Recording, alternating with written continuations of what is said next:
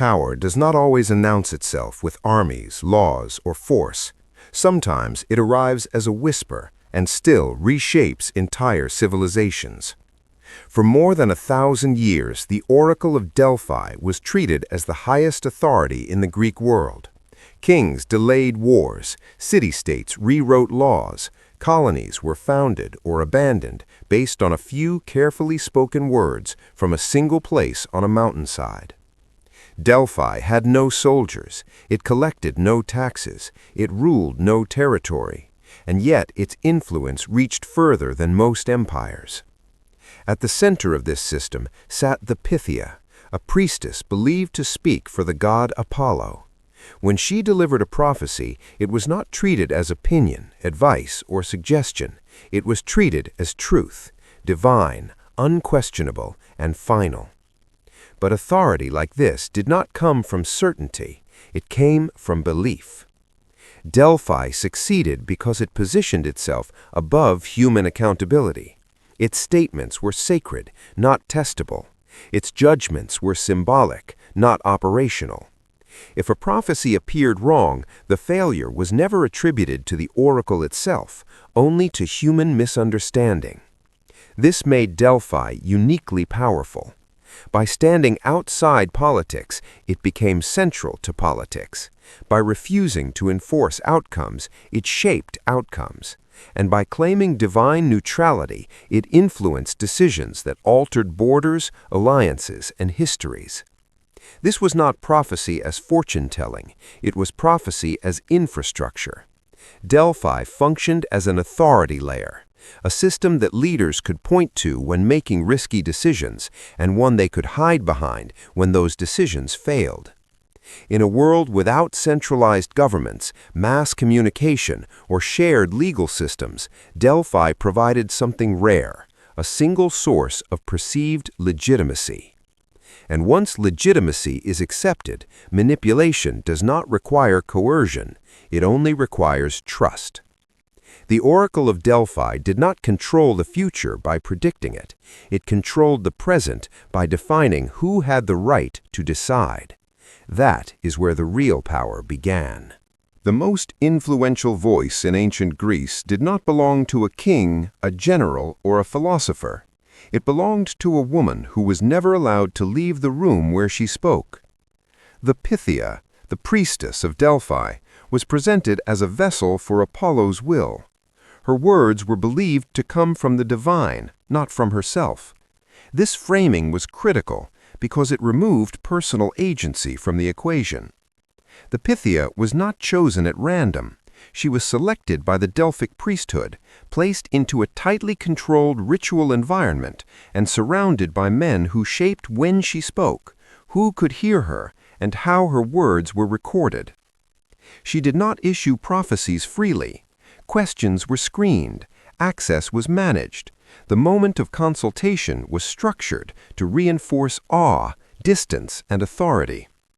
This was not mysticism operating outside the state. It was a state-aligned system operating through mysticism. The priesthood acted as intermediaries between the Pythia and the political world. They translated her utterances, preserved the official interpretations, and ensured that nothing spoken at Delphi existed outside their control. The priestess appeared central, but she was insulated from power. The institution around her held the leverage. By placing a human voice behind a divine mask, Delphi created a system where decisions could be influenced without responsibility. The Pythia could not be questioned, blamed, or punished. She was sacred, untouchable. This separation was deliberate. When authority is presented as coming from beyond human reach, accountability disappears. No debate is possible. No appeal exists. The decision stands not because it is logical, but because it is framed as inevitable. Delphi did not need to rule directly. It needed only to control the channel through which legitimacy flowed. The priestess was not the power, she was the interface. Access to divine truth at Delphi was never free. Before a question could be asked, payment was required.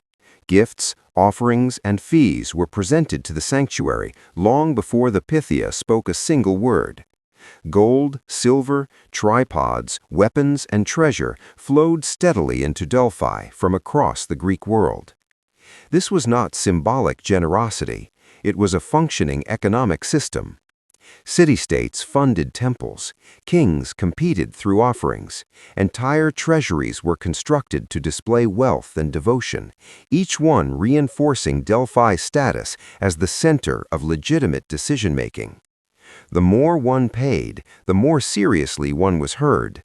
Consultations could be delayed or accelerated based on status and contribution. Those with influence gained priority. Those without it waited or were ignored. Over time, Delphi accumulated immense wealth, not as a side effect of belief, but as a prerequisite for participation. This transformed prophecy into a marketplace. Delphi did not sell specific outcomes, it sold access, timing, and recognition. The message remained ambiguous, but the privilege of receiving it was carefully controlled. Wealth did not buy certainty, it bought proximity to authority. And once money entered the system, neutrality became a performance.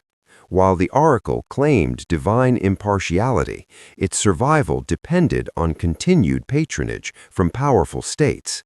This created incentives, subtle but persistent, to favor those who sustained the institution. Delphi became a place where political capital was converted into sacred endorsement. The structure was simple: pay to ask, interpret later, display devotion publicly, and in return receive something far more valuable than advice: legitimacy.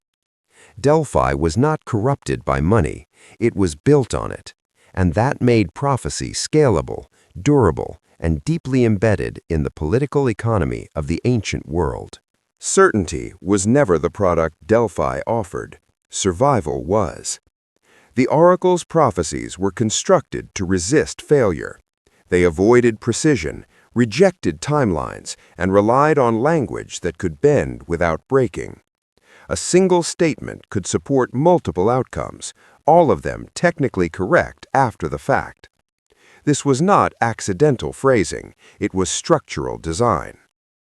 Delphic responses often relied on metaphor, paradox, and double meaning.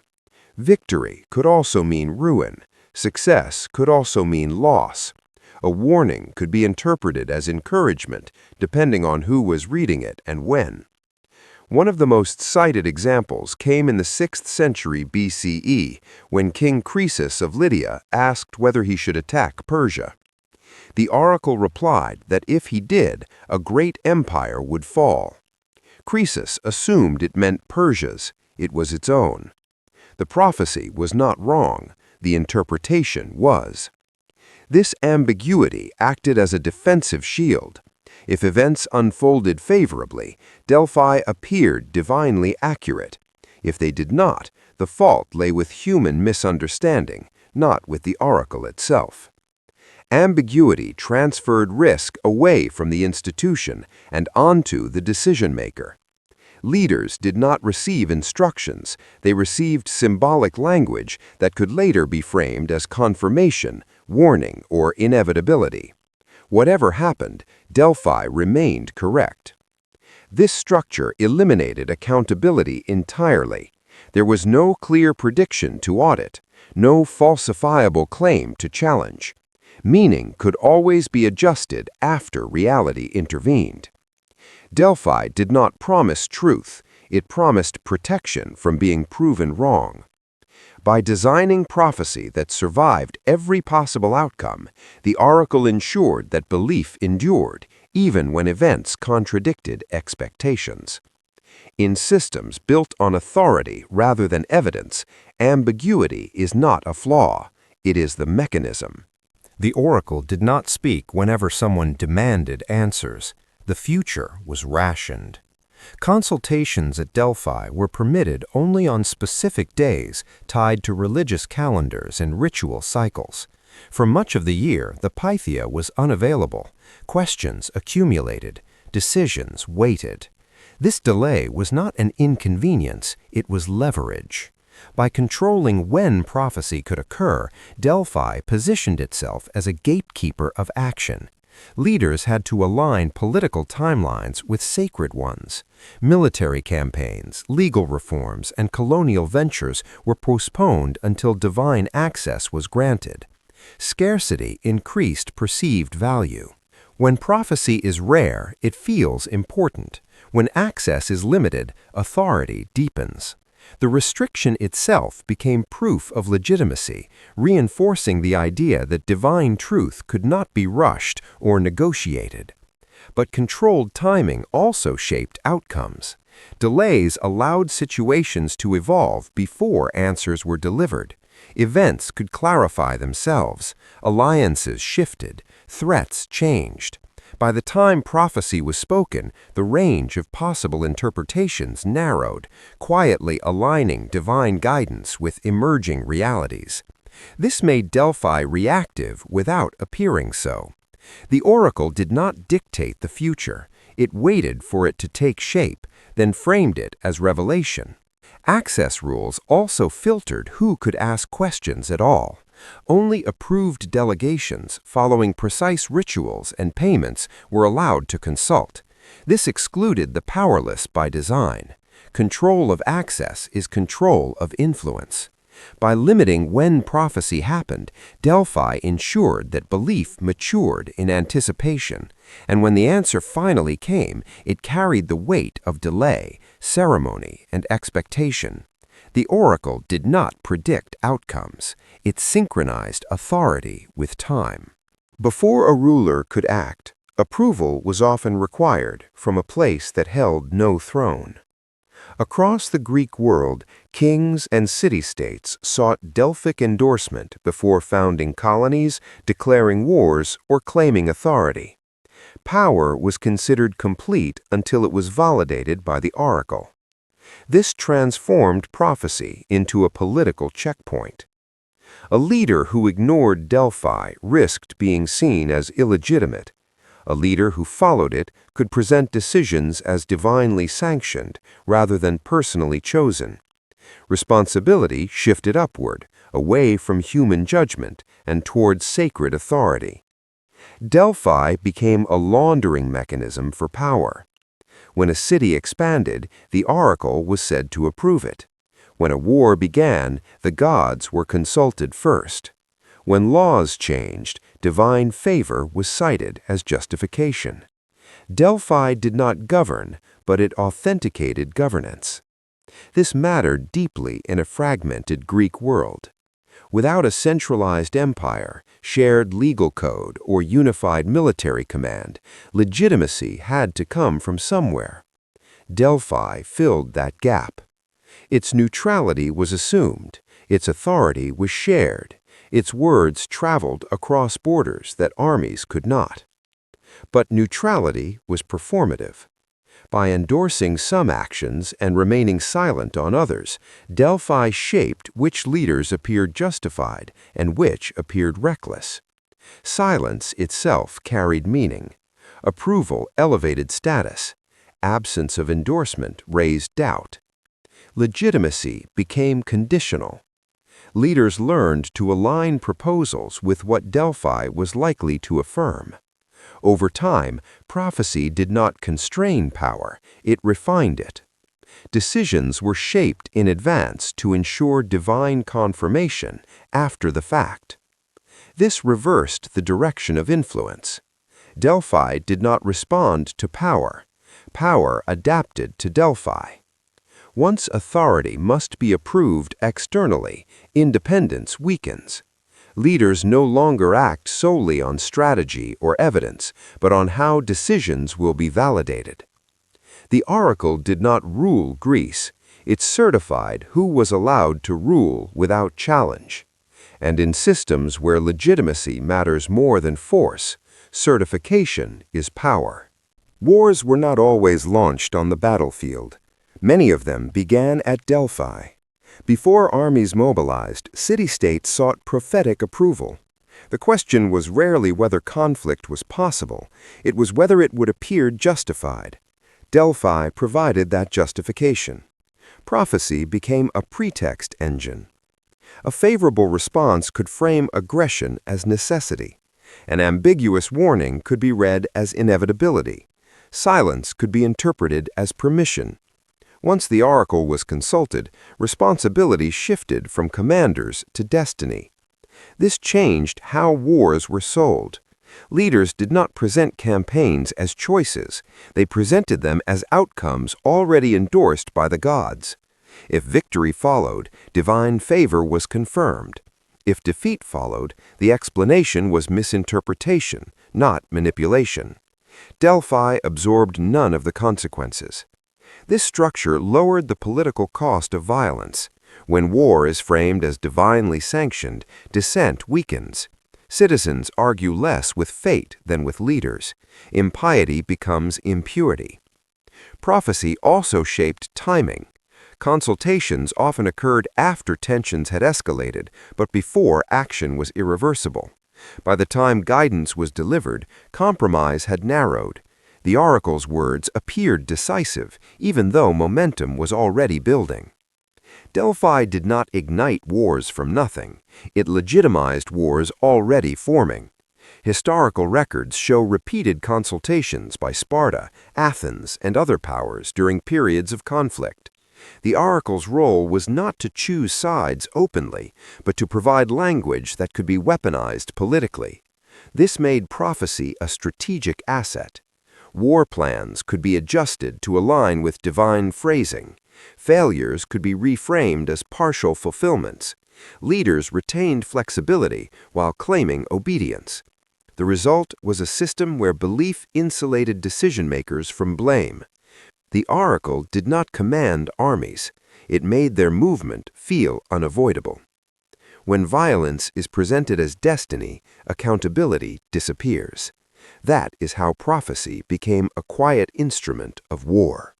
The oracle rarely spoke before decisions began to form. It spoke once the direction was already set. Consultations at Delphi often occurred after debates had taken place, alliances had shifted, and strategies were quietly chosen. By the time leaders arrived, the question was no longer what should we do, but how will this be justified? Prophecy followed politics. This timing mattered. When an answer arrives after momentum exists, it feels decisive even when it is not. The oracle's words appeared to resolve uncertainty, but in practice they confirmed trajectories already in motion. Delphi mastered this positioning. By waiting until circumstances narrowed the range of outcomes, prophecy could align with reality without appearing reactive. The gods seemed wise, leaders seemed obedient, events unfolded as foretold. This created a powerful feedback loop. Leaders learned which types of questions produced useful answers. They framed consultations carefully, shaping responses before they were spoken. Over time, prophecy became less about guidance and more about validation. The oracle did not initiate policy, it finalized it. This allowed Delphi to remain untouchable. If events succeeded, divine insight was praised. If they failed, the blame fell on interpretation, execution, or fate, not on the oracle itself. Responsibility was always downstream. The system encouraged leaders to seek approval late, not early. Too early, and outcomes were uncertain. Too late, and prophecy was unnecessary. Delphi operated in the narrow window where belief was most effective. This is how authority survives complexity. By speaking last, the oracle appeared timeless. By reacting quietly, it appeared prophetic. Delphi did not predict the future before it happened. It waited until the future became predictable and then claimed it. There was no way to audit the oracle, no records to verify, no transcripts to challenge. Delphi operated almost entirely through controlled secrecy.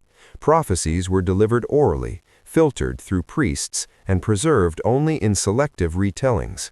What survived was not raw speech, but sanctioned memory. This absence of documentation was strategic. Without fixed records, no definitive comparison between prediction and outcome was possible. Every prophecy lived in interpretation, not evidence. Meaning could evolve as events unfolded, quietly adjusting to reality. Secrecy became armor. The oracle did not publish its failures. It did not log its contradictions. There was no archive of wrong answers to examine. What people remembered was what the institution allowed to be remembered. This made challenge impossible. If someone claimed a prophecy had failed, they could be accused of misunderstanding, impiety, or distortion. Without a stable reference point, disagreement dissolved into opinion, and opinion could not compete with divine authority. Delphi existed beyond verification. Even rival accounts of the same prophecy could coexist. Different cities remembered the same words differently, each interpretation reinforcing local beliefs while preserving the oracle's infallibility. This flexibility was not weakness, it was resilience. Unverifiable systems survive longer than accurate ones. Accuracy invites measurement. Measurement invites challenge. Delphi avoided both by remaining intangible. The oracle did not need to prove it was right. It needed only to remain unquestioned. By eliminating evidence, Delphi eliminated accountability, and in doing so, it created one of the most durable authority structures of the ancient world. When truth cannot be checked, belief fills the gap, and belief, once institutionalized, rarely collapses on its own. Failure did not weaken the oracle. It reinforced it. When events contradicted a prophecy, belief did not collapse. Instead, explanation expanded. The prophecy had been misunderstood. The timing had been misread. The gods had spoken clearly, but humans had listened poorly. This response was predictable. Delphic prophecies were designed so that outcomes could always be reconciled after the fact. A loss could be reframed as a warning fulfilled. A disaster could be interpreted as partial obedience. Even total failure could be explained as fate intervening beyond human control. The system absorbed error without consequence. Rather than prompting doubt, failed prophecies triggered reinterpretation. Supporters searched for hidden meanings. Priests offered clarifications. Leaders reframed narratives. The oracle itself remained untouched. This was not denial. It was preservation. Psychologically, admitting the oracle was wrong carried a cost. It meant admitting past decisions had been based on illusion. For leaders, that admission was politically dangerous. For societies, it was destabilizing. So belief adjusted instead. Delphi benefited from this dynamic. Each reinterpretation extended the life of the system. Each rationalization deepened commitment. The more people invested in belief, the harder it became to abandon it. Failure became a loyalty test. Those who questioned the oracle were not seen as rational critics, but as threats to shared meaning. Doubt was framed as impiety. Skepticism became social risk. In this environment, correction was impossible. The oracle did not need to be accurate to remain powerful. It needed to be indispensable.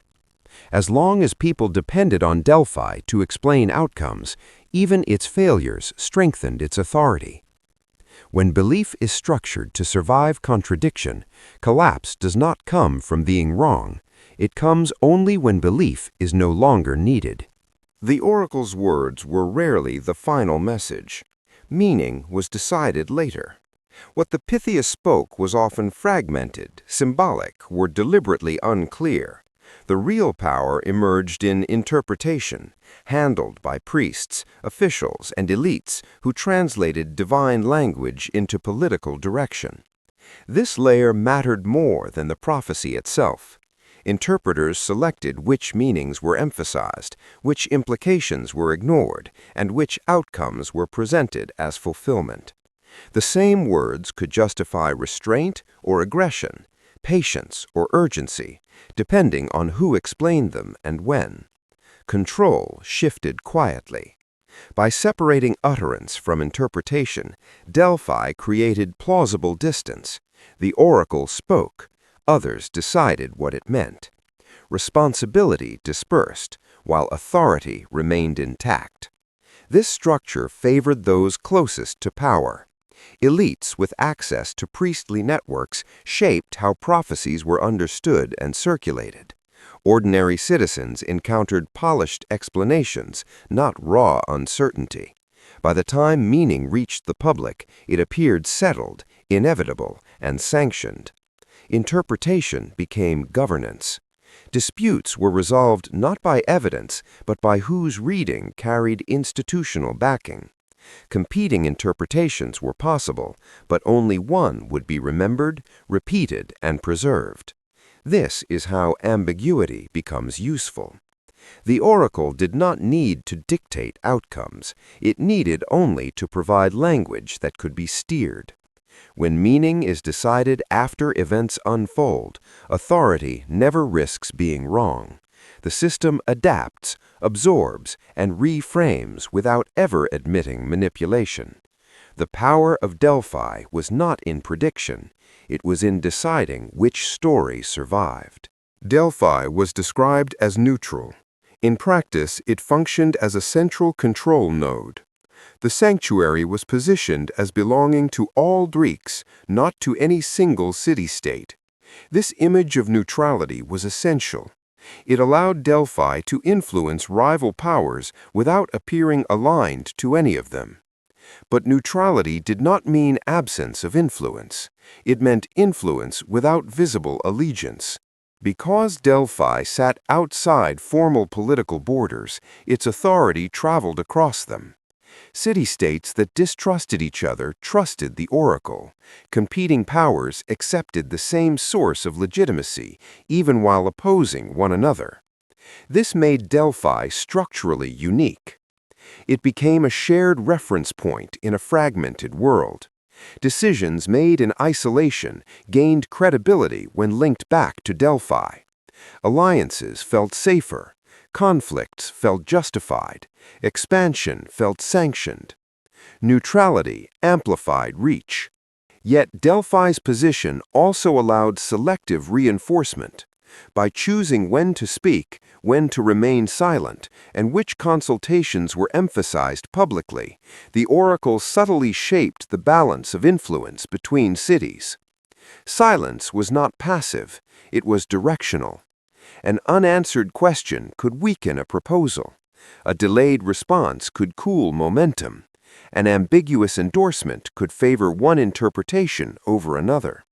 None of this required overt bias. The appearance of neutrality concealed asymmetric impact. Delphi did not dominate through command. It dominated through centrality. In networked systems, the node that connects rivals holds quiet power. Delphi did not need to choose sides openly. Its role as the shared authority allowed it to influence all sides simultaneously. The oracle did not unify Greece politically. It unified Greece around a single point of trust. And whoever controls trust in a divided system controls outcomes without ever issuing orders. Prophecy allowed leaders to escape responsibility without appearing weak. When a decision carried risk, consulting the oracle provided cover. If the outcome succeeded, the leader was wise for obeying divine guidance. If it failed, the blame could be shifted upward, to fate, to the gods, to misunderstanding. This was not superstition, it was risk management. By outsourcing judgment to Delphi, rulers insulated themselves from political fallout. Controversial choices no longer belonged to individuals, they belonged to destiny.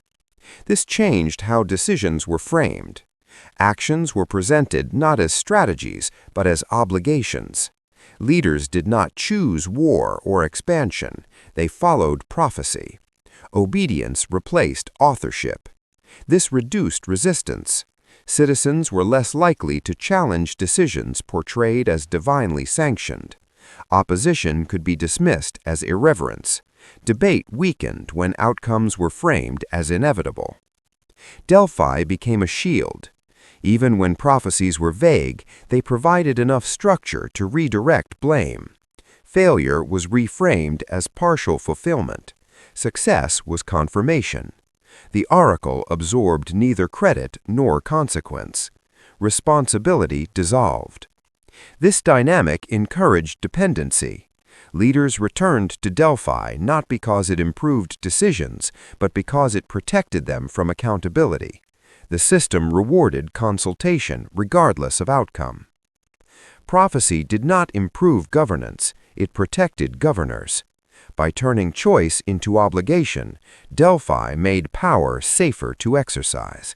And when power can be exercised without owning its consequences, it tends to expand. The oracle did not tell leaders what to do, it told them how to avoid blame for doing it. The oracle did not succeed because people were fooled. It succeeded because people wanted certainty. Ancient societies faced constant uncertainty, war, famine, disease, and political instability. Decisions carried consequences that could not be calculated. Evidence was limited. Outcomes were unpredictable. Delphi offered relief from that uncertainty. By consulting the oracle, individuals and states could believe that outcomes were guided, not random. Even disaster felt meaningful if it was framed as foretold. Chaos became narrative. This emotional demand mattered. Prophecy did not eliminate risk, it reframed it. Instead of asking whether a decision was correct, people asked whether it was obedient. This reduced anxiety while preserving hierarchy. Belief became coping infrastructure.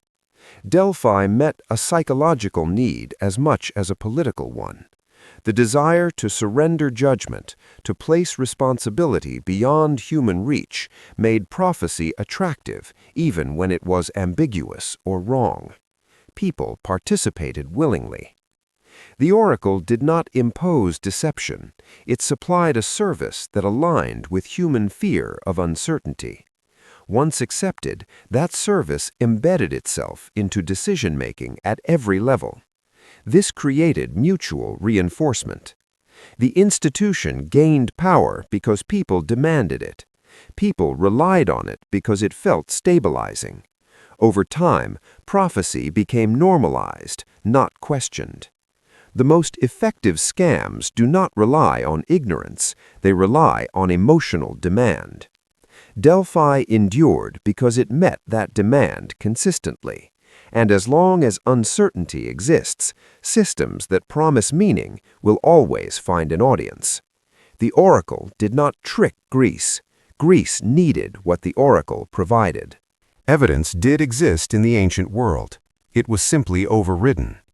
Greek leaders observed patterns. They tracked seasons, logistics, enemy behavior, and economic signals. Experience accumulated, knowledge improved. But when evidence conflicted with prophecy, prophecy prevailed. Authority outranked observation. Once the oracle was consulted, alternative analysis lost weight. Tactical concerns could be dismissed. Warnings could be ignored. Outcomes were framed as already decided, regardless of emerging facts. This created epistemic collapse. Decision-making shifted away from verification and toward compliance.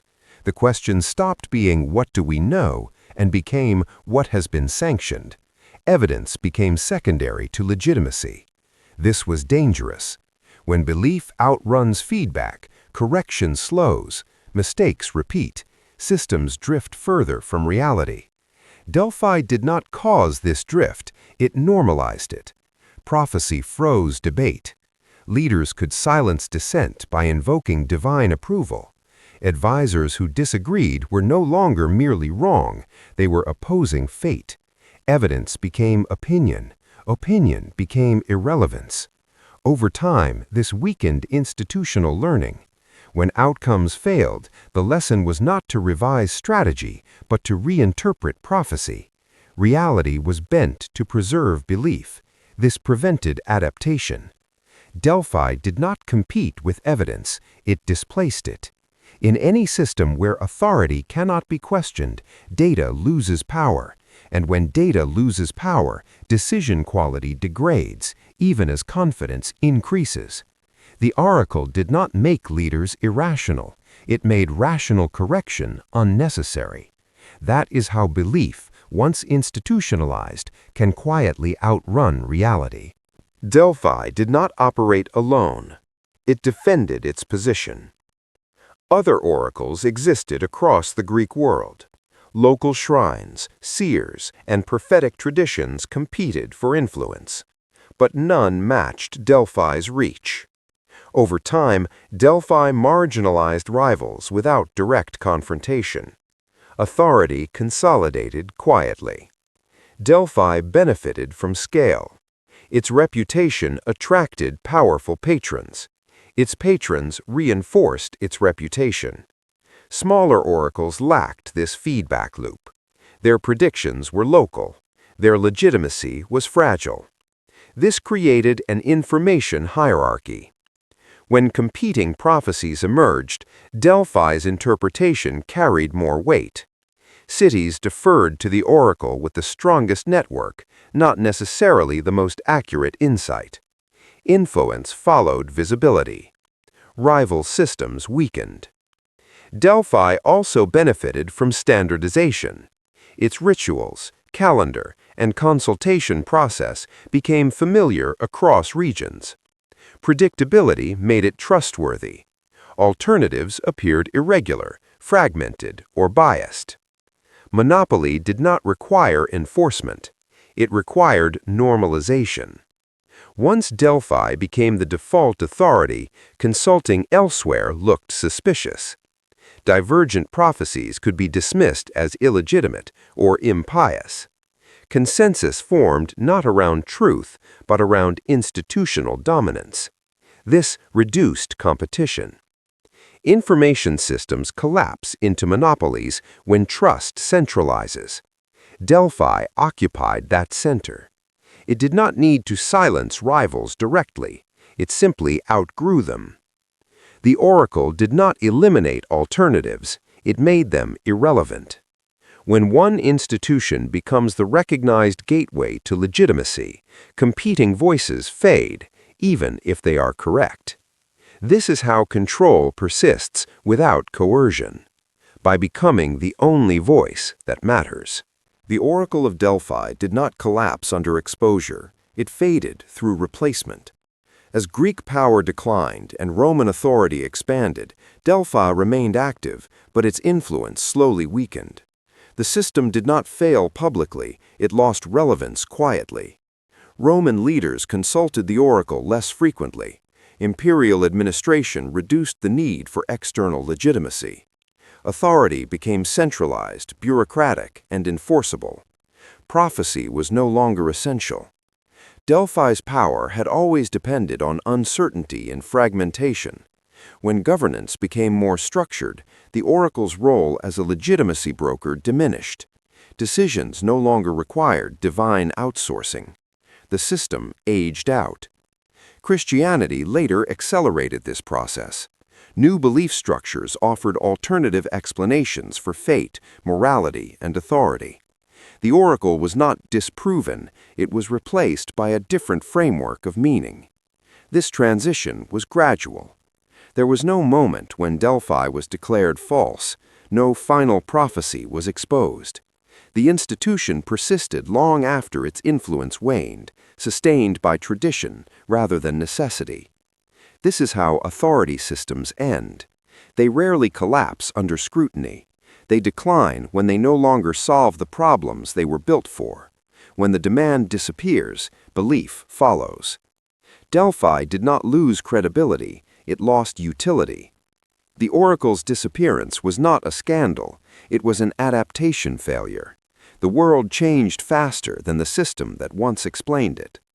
Power structures do not fall when they are wrong, they fall when they are no longer needed. The Oracle of Delphi did not disappear. Its function migrated. The core mechanism survived. Authority presented as insight, guidance framed as inevitability, legitimacy outsourced to trusted institutions. The gods changed, the structure remained. Modern societies still rely on sanctioned voices to interpret uncertainty. Forecasts, ratings, expert panels, strategic outlooks all operate within systems that resemble Delphi more than they admit. They do not command, they advise. But advice, when institutionalized, shapes action. Decisions are delayed until guidance arrives. Risk is reframed through authority.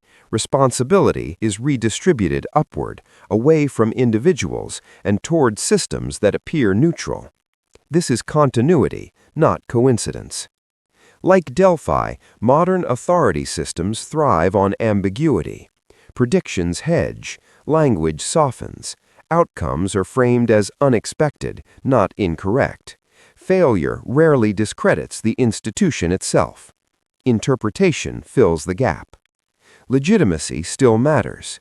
Leaders point to reports, projections, and endorsements to justify action.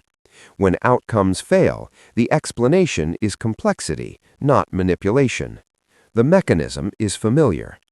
Delphi taught that control does not require certainty, only trust. Once people accept that some voices are entitled to define the future, influence follows naturally. The Oracle did not invent this pattern, it perfected it. What changed was the language, what remained was the system. The true deception at Delphi was not false prophecy, it was misplaced responsibility. The Oracle did not promise accurate predictions, it promised legitimacy. That distinction mattered. Leaders did not consult Delphi to learn the future, they consulted it to justify the present. This reframes the entire system.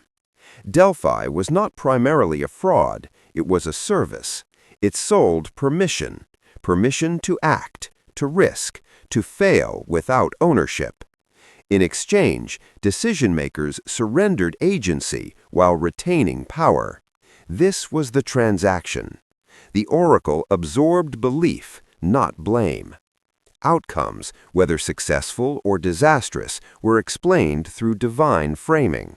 Human accountability dissolved. This structure rewarded participation. Those who engaged with Delphi gained political cover. Those who ignored it risked appearing reckless or impious. Over time, the system enforced itself through social expectation, not force. This is why it endured. Delphi did not deceive passive victims, it collaborated with willing participants. Leaders, elites, and citizens all benefited from a shared fiction that reduced uncertainty and responsibility. The scam was collective. By the time anyone could question it, the system was already embedded in law, war, and identity. Exiting it meant standing alone without legitimacy.